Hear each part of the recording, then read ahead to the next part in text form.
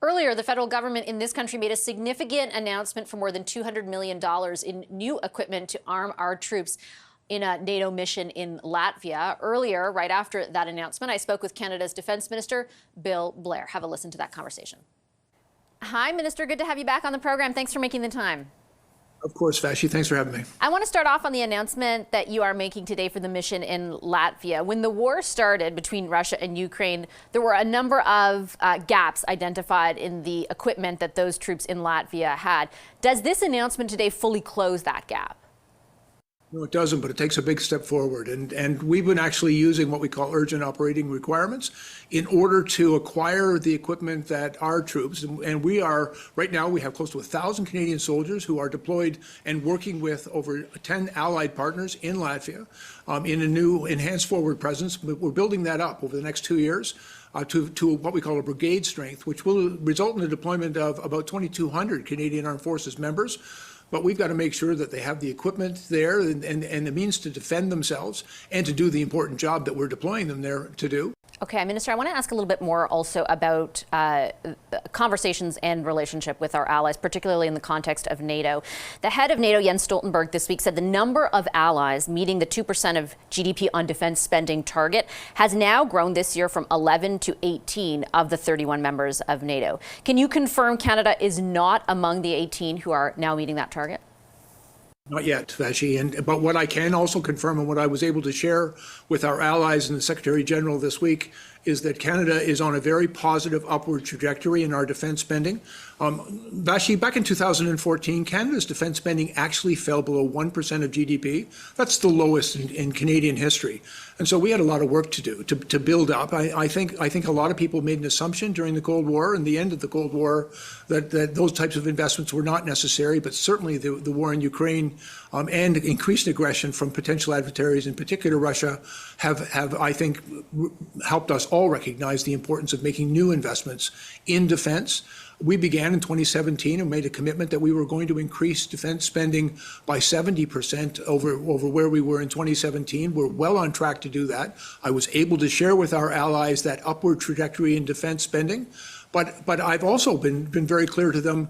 We also recognize with the changing threat environment and the need to invest in new capabilities and to fulfill both our NATO responsibilities and to do the really important job of protecting Canadians at home and defending our own continent, that we're going to have to make significant new investments.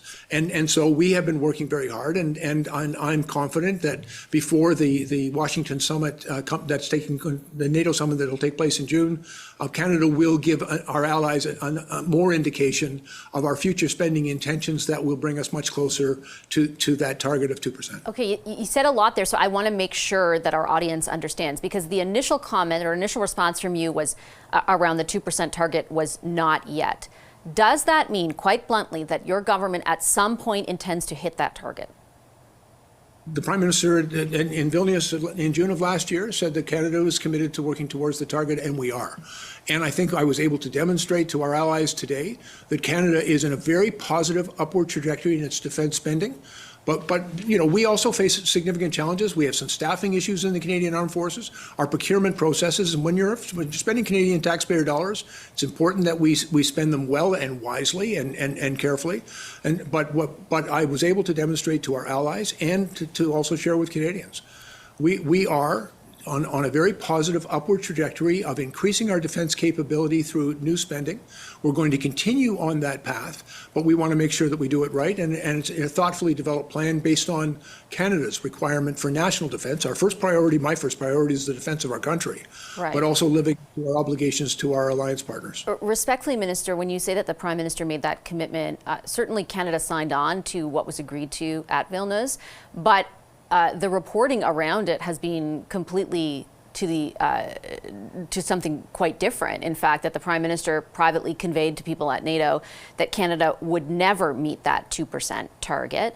I know that you're making the argument that spending is going up, but that's very different from an argument that you're going to, at some point, meet the 2% target. Your government, your predecessor actually, never ever was that unequivocal. Are you saying tonight that your government intends to meet 2% at some point?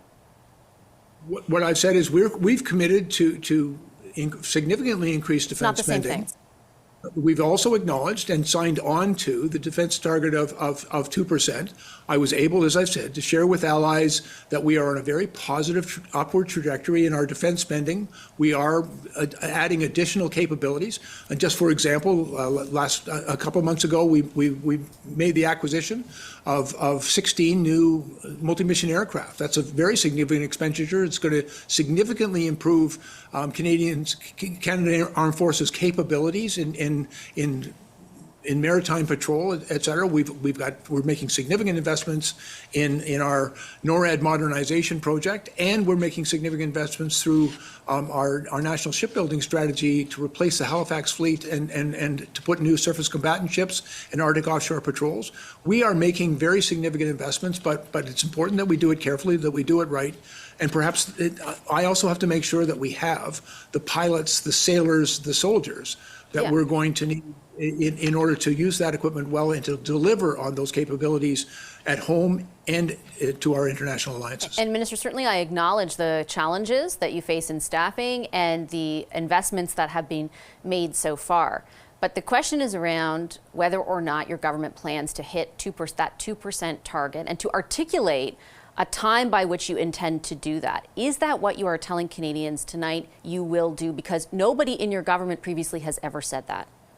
And Vassy, I'm not making a pronouncement because we've got some decisions to make with respect to how fast we can go and how far we can go, given the current fiscal environment. But I was able to assure our allies that we are investing significantly more in defense. Canada has agreed to the 2% target. We're working towards that. Timelines will be determined by our ability to not only acquire the funds, but to spend the funds. And it's absolutely important that when we are spending that money, that we do it thoughtfully, carefully, that we produce the best possible value, not only for Canadians, but for our obligations to our alliances. But we are working very hard in the Canadian Armed Forces, in the Department of National Defence, and the Government of Canada to live up to those international obligations. We're very mindful of the need to do more in defence, and we're working hard to make sure we get that done. I want to turn, Minister, to something that's generated a lot of reaction this week domestically, the Auditor General's report into ArriveCAN. She said of the various agencies that were involved in that app, including the CBSA, which you oversaw at the time as Public Safety Minister, that there was a, quote, glaring disregard for basic management practices, and that she couldn't even conclusively say that the app cost $60 million because so few financial records exist. Were you ever made aware as your time, were you ever made aware during your time as minister that something was not right with this app? No, unfortunately not. I can tell you, even well before the pandemic, the Canadian the CBSA had indicated a plan to develop an app, and the costs were actually much lower than is currently being described. The purpose of that app was to actually expedite and make more efficient the arrival process for Canadian travelers who were returning to Canada, so that they could use that app to present their travel documents, and that it would actually present a much lighter touch upon their arrival. And during the pandemic, I know that there were other uses of that particular app, but at no time was information provided to my ministry or frankly to us about with respect to those expenditures. I think the Auditor General's report has been very useful. CBSA has already indicated that they accept all of her recommendations. There's also an investigation that is, I understand, is taking place with the RCMP. When the well-established procurement processes, there are checks and balances in those processes, and when they're not followed, it is important that people be held to account. I'm actually very grateful for the work of the Auditor General, and look forward to the work of CBSA and the RCMP to make sure that where processes weren't followed appropriately, that people are held to account. So you weren't informed, Minister, as Public Safety Minister.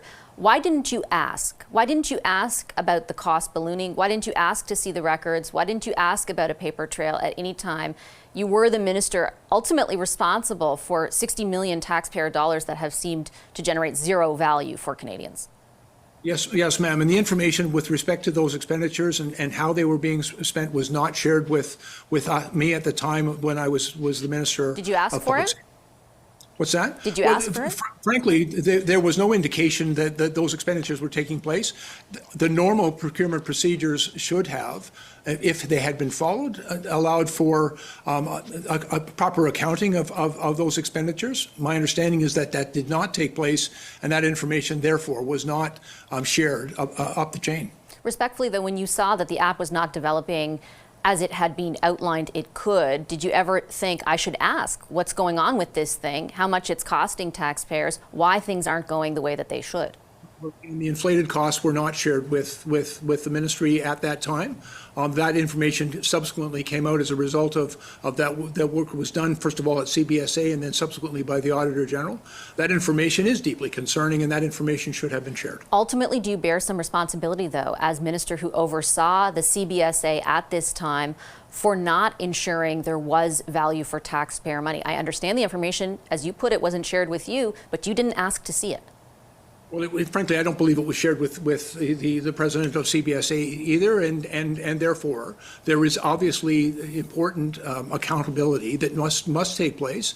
That is taking place as a result of the recommendations made by the Auditor General and the investigation that is now taking place. I understand that there are individuals who may, and I'm going to be careful here, have engaged in misconduct.